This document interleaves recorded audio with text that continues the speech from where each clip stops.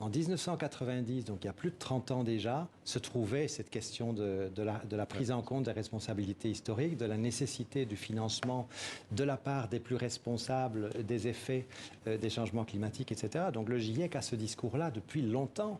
Et c'est une question, c'est tellement évident hein, que c'est le principe du pollueur-payeur et qui n'est pas assez mis en compte. Quand on voit les sommes énormes qui ont été dégagées comme ça quand il y a eu le Covid dans les pays développés et qu'on a tant de mal à réunir cette somme de 100 milliards de dollars par an qui à l'échelle du monde n'est rien du tout. C'est tout à fait insuffisant par rapport aux besoins. Qui, je le rappelle, la somme promise par une COP en 2009. En 2009, oui. Nous sommes en 2023. Donc 100 milliards de dollars par an des pays développés vers les pays en développement et ces 100 milliards de dollars par an qui devaient être là à partir de 2020 au plus tard, ils sont toujours pas là. On est à 80 et encore c'est en comptant large. Hein.